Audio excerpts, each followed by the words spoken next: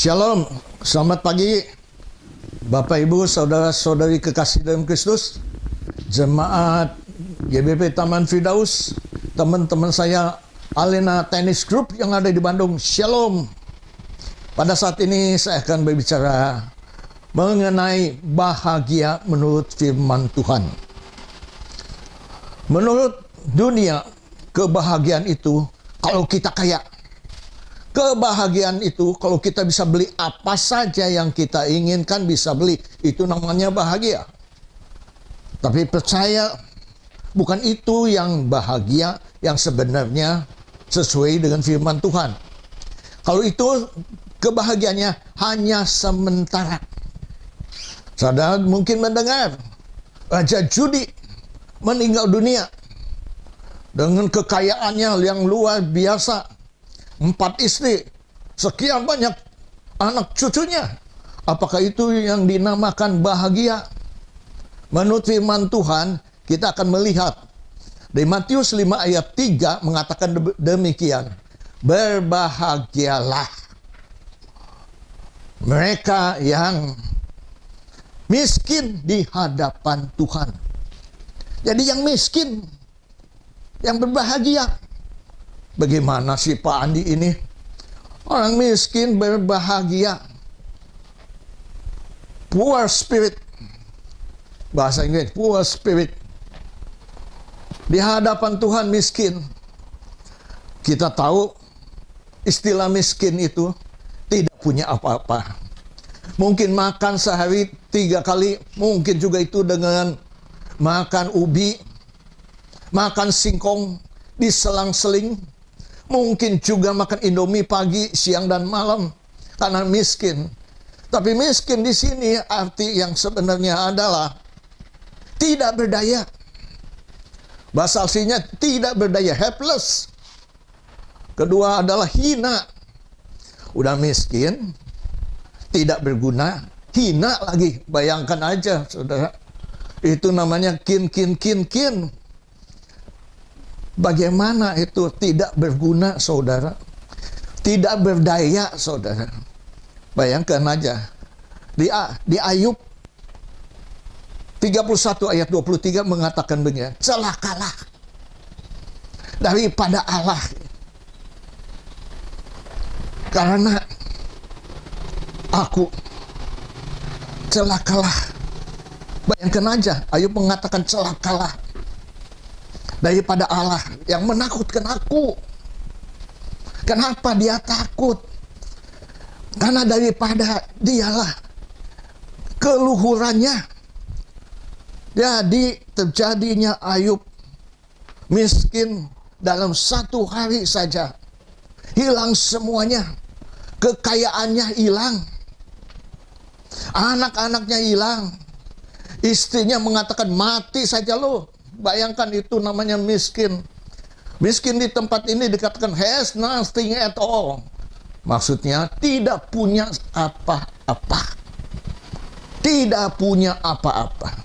Jadi saya ingat Filipi 2 ayat 7 mengatakan melainkan mengosongkan diri. Siapa yang mengosongkan diri? Yesus mengosongkan diri, mengambil rupa sebagai hamba dan menjadi sama dengan manusia. Allah menjadi manusia, Yesus Kristus. Bukan jadi raja di atas segala raja, Tuhan di atas Tuhan. Tetapi dia saudara jatuh ke bawah. Jatuh ke bawah. Dia mengosongkan diri. Dia tidak punya apa-apa. Bayangkan aja. Mengosongkan diri. Dan rupa sebagai hamba. Hamba itu budak, saudara. Di bawah pelayan itu hamba. Bayangkan aja. Yang begitu tinggi jatuh menjadi budak. Kosong tetapi. Kosong. Dia mengosongkan diri. Itu namanya poor. Yaitu namanya miskin di hadapan Allah. Saya teringat Galatia 2 ayat 20. Hidupku bukan aku lagi, tetapi Kristus yang ada di dalam diriku. Dialah yang hidup di dalam aku, saudara. Bayangkan aja. Miskin itu juga karena kita berbuat dosa, meminta ampun kepada Tuhan. Seperti Lukas 18 ayat 13 mengatakan, seorang pemungut cukai berdiri jauh-jauh, menengadah kepala pun tidak, adahkan kepala ke langit pun tidak, saudara. Dia hanya mukul-mukul diri dan berseru, "Ya Allah, kasihanilah aku orang berdosa." Inilah namanya poor. Ini namanya miskin, saudara, di hadapan Allah.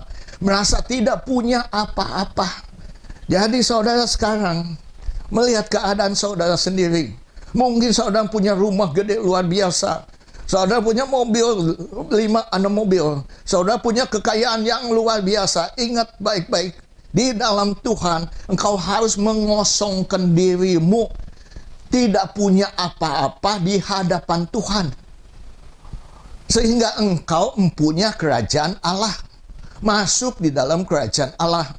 Jadi ini paradoks dengan hidup kita sehari-hari. Tapi kalau dipikir, kalau kita, semua ini adalah, kekayaan kita adalah titipan Tuhan. Rumah kita adalah titipan Tuhan. Mobil kita adalah titipan Tuhan. Anak kita adalah titipan Tuhan. Istri kita, suami kita adalah titipan Tuhan. Dengan itu kebahagiaan kita tidak terpengaruh oleh situasi kondisi apapun juga. Itu maksudnya. Jadi kita berbahagia bukan karena dagang kita maju, bukan karena dagang kita rugi, bukan. Semua sudah diatur oleh yang di atas.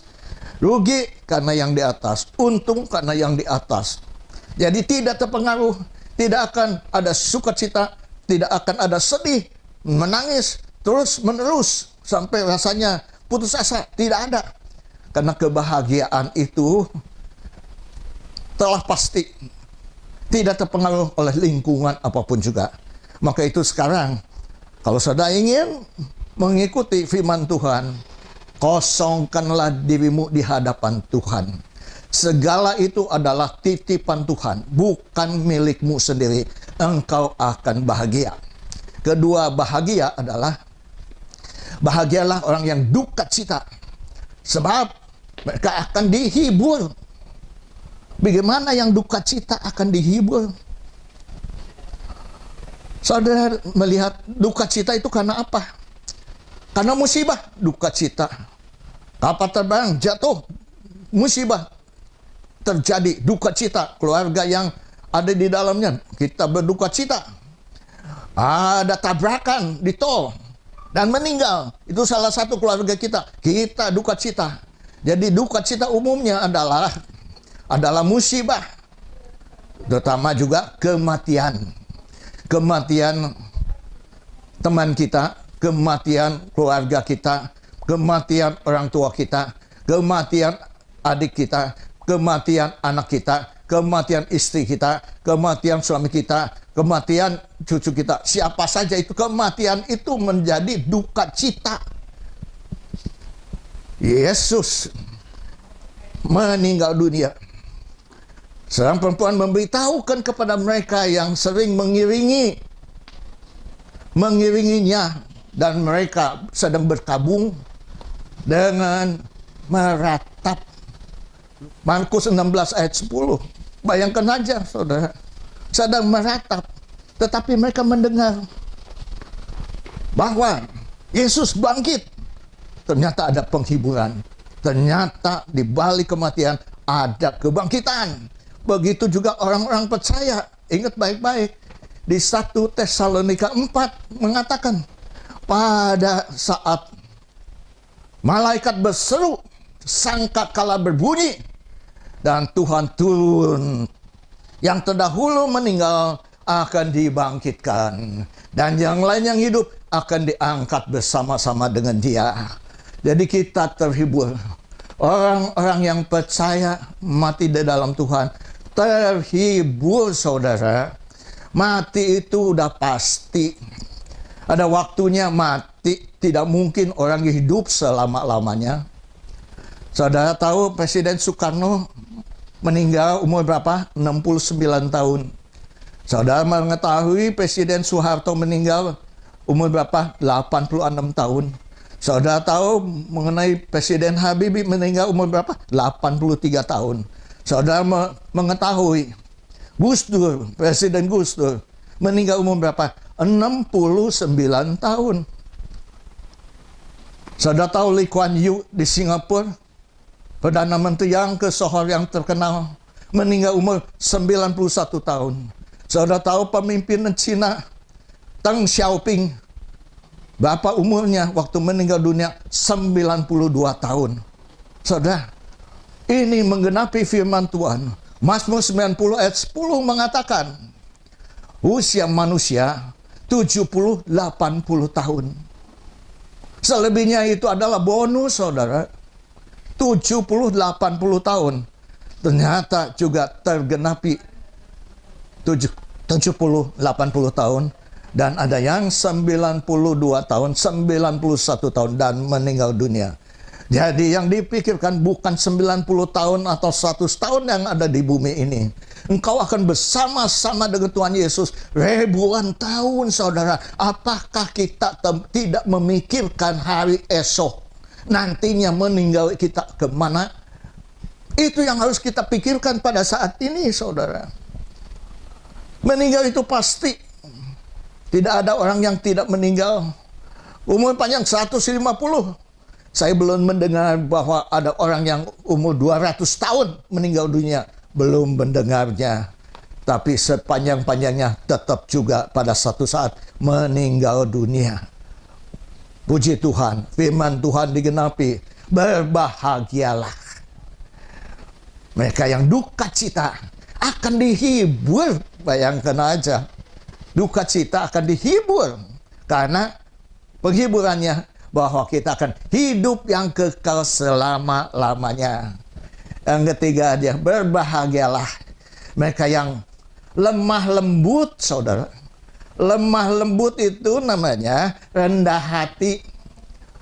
Firman Tuhan mengatakan, Matius 11 ayat 29 mengatakan demikian. Pikulah kuk yang kupasang itu enak. Belajarlah kepadaku. Aku adalah lemah lembut dan rendah hati. Jiwamu akan tenang. Luar biasa nggak? Siapa yang lemah lembut? Tuhan Yesus lemah lembut. Belajarlah kepada Tuhan Yesus yang lemah lembut dan rendah hati. Saudara, Mazmur 37 ayat 11 mengatakan, hendaklah engkau rendah hati. Orang yang rendah hati menguasai negeri, mewarisi negeri, saudara. Tapi kalau kita pikirkan orang yang lemah lembut, yang bagaimana orang yang rendah hati? Saya mikir-mikir, oh luar biasa ya. Di Indonesia, presidennya dari suku Jawa. Suku Jawa terkenal dari suku-suku lainnya yang lemah lembut. Dari dulu sekarang ternyata presidennya dari suku Jawa, lemah lembut, yang akan menguasai bumi, yang akan memiliki bumi. Luar biasa nggak? Memiliki bumi nggak? Memiliki bumi, saudara. Maka itu dukunglah pemerintah kita yang luar biasa ini. Saya bangga menjadi orang Indonesia. Setelah Presiden Joko Widodo saat ini menjadi presiden, sejak ia jadi presiden, negara Indonesia menjadi 16 besar di dunia. Tapi baru-baru ini saya membaca juga, Pricewaterhouse memprediksi kekayaan, keluar biasaan negara-negara yang akan datang di tahun 2050. Nomor satu, saudara, sudah prediksi siapa? China nomor satu. Nomor kedua, tahun 2050, siapa saudara tahu? Amerika. Nomor 3, saudara tahu? India. Nomor 4, saudara tahu? Indonesia, saudara. 2050 Indonesia nomor 4, mengalahkan Jerman, Inggris, Italia, Brasil, Meksiko, dikalahkan, Jepang pun dikalahkan. Luar biasa nggak? Luar biasa sekali. Saya bangga dengan Presiden kita Joko Widodo. Saya percaya dengan kejujurannya itu luar biasa. Indonesia dibawa, diangkat. Lemah lembut, saudara. Yang keempat, berbahagialah mereka yang haus, mereka yang lapar dan haus. Berbahagialah. Kenapa? Berbahagia kepada yang lapar, yang haus. Kalau Yohanes 4 ayat 34 mengatakan demikian. Yesus berbicara, makananku bukanlah makanan yang biasa, tetapi melakukan kehendak Dia dan menyelesaikannya. Itu yang luar biasa. Makanannya bukan makanan biasa, tapi melakukan kehendak Tuhan dan menyelesaikannya. Itulah makanan Tuhan Yesus. Amin, saudara. Luar biasa. Haus dan lapar. Saudara ingat Matius 4 ayat 1 dan selanjutnya adalah pencobaan di padang gurun. Setelah puasa 40 hari 40 malam, laparlah Yesus. Tahu, waktu Yesus lapar, siapa yang datang? Iblis yang datang, saudara, untuk mengganggu, menggodai Dia. Jadikanlah batu ini menjadi roti. Yesus katakan, manusia hidup bukan dari roti saja, tetapi dari setiap firman yang keluar dari mulut Allah. Itu yang luar biasa. Firman yang keluar dari mulut Allah. Perlu firman Tuhan. Perlu firman Tuhan. Percaya. Kalau kita lapar, kita haus, Dia adalah roti hidup. Yohanes 6:48, Dia adalah roti hidup. Yohanes 7 ayat 37. Yesus berdiri dan berseru, siapa yang haus, datanglah, minumlah. Siapa itu? Tuhan Yesus sendiri yang mengajarkan kepada kita. Ingat baik-baik, orang yang lapar, yang haus, kalau mereka tidak ada firman Tuhan, kemungkinan mereka melakukan kejahatan. Mungkin nyopet, mungkin mencuri, mungkin menodong, mungkin merampok, mungkin membunuh, saudara. Ingat baik-baik, manusia bukan oleh roti saja, tetapi oleh setiap firman. Asal ada firman, engkau akan dikenyangkan. Jangan malas, firman Tuhan mengatakan.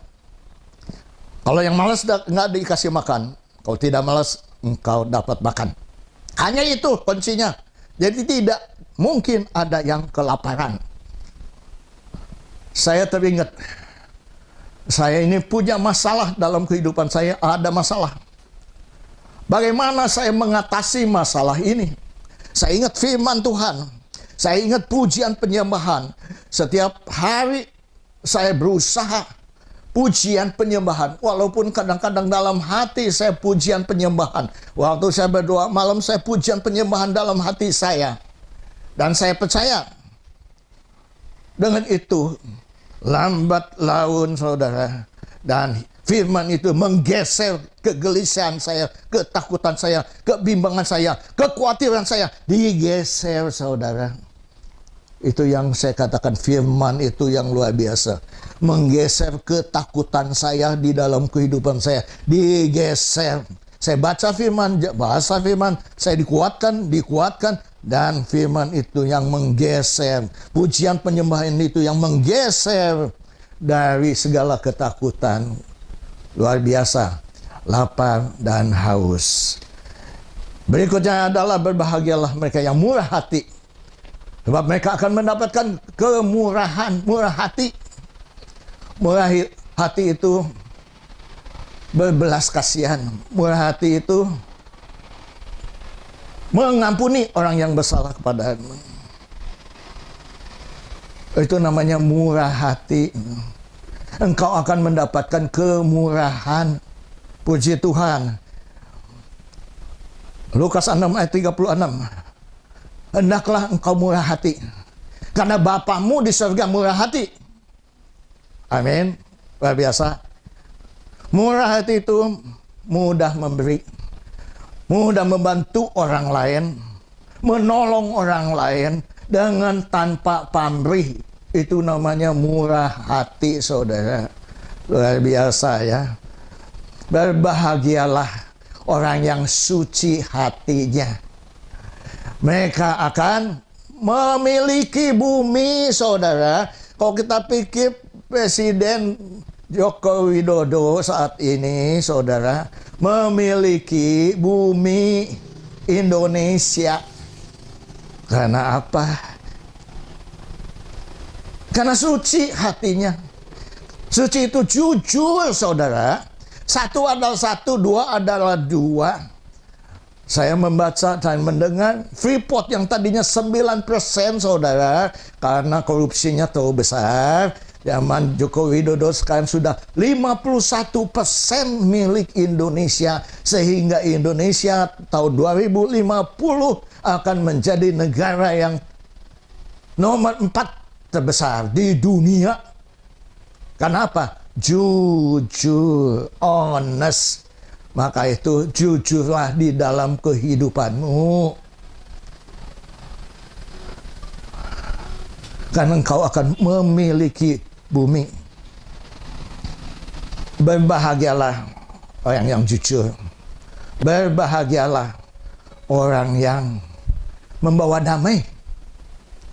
Karena dia akan 35 mengatakan demikian. Berusahalah, kasihlah musuhmu, dan berbuat baiklah kepada dia. Pinjamkan dan tidak mengharapkan balasan. Upahmu besar di sorga. Luar biasa enggak? Upah kita besar di sorga, dan engkau akan menjadi anak-anak Allah yang maha tinggi. Sebab ia adalah baik dan berbuat baik terhadap orang-orang yang tidak tahu berterima kasih. Orang-orang yang jahat. Luar biasa enggak? Ada damai sejahtera. Dimanapun anak-anak Tuhan ditempatkan. Bukan saya tidak cocok karena si A, si B, si C. Tapi di mana kita berada, di situ ada damai sejahtera. Di mana ada Joko Widodo, di situ ada damai sejahtera.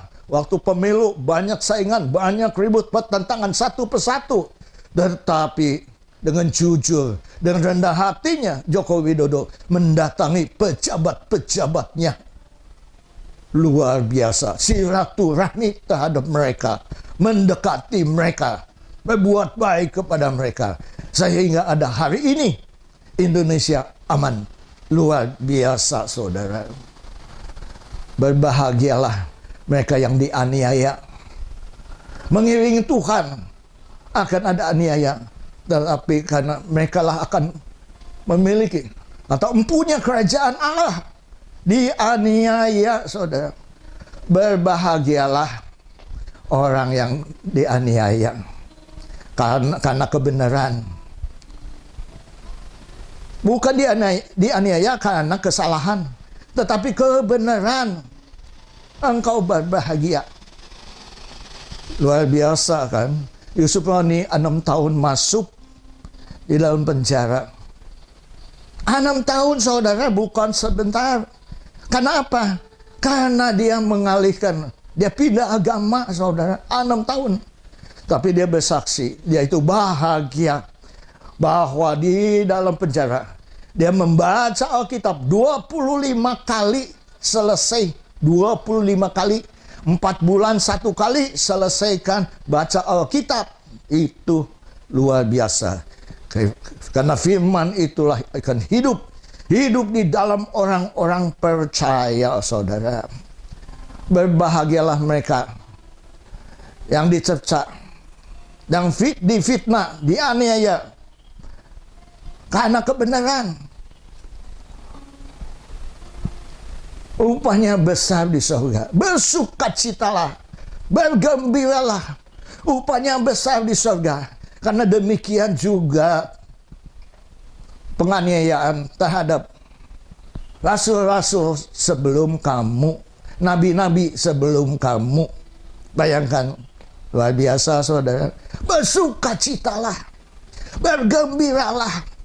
Kenapa kita bersukacita, bergembiralah? Karena upahnya besar di sorga. Oh, kita baca 2 Timotius 4 ayat 7 mengatakan, Paulus mengatakan, aku telah mengakhiri pertandinganku. Aku telah mencapai garis akhir. Dan aku telah memelihara iman. Ayat 8 mengatakan, telah tersedia bagiku mahkota kebenaran yang akan dikaruniakan kepadaku oleh siapa? Oleh Tuhan sendiri, hakim yang adil pada harinya. Tetapi bukan padaku, tetapi kepada kita semua yang merindukan kedatangannya. Itu yang luar biasa. Kita pun yang merindukan kedatangannya, kita akan mendapatkan mahkota. Maka itu bekerjalah saat ini. Contohlah bagaimana Yesus hidup. Makanannya adalah melakukan kehendak Bapa dan menyelesaikannya. Saat ini kita minta kepada Bapa, bagian apakah kiranya bagian saya di dunia ini untuk menjadi berkat bagi orang lain yang Tuhan kehendaki, sehingga kita akan sama-sama mendapatkan mahkota kebenaran yang akan diberikan kepada kita sama-sama. Itu yang luar biasa. Tuhan kita luar biasa, pengajarannya luar biasa. Tetapi ingat baik-baik, mendengar, melakukannya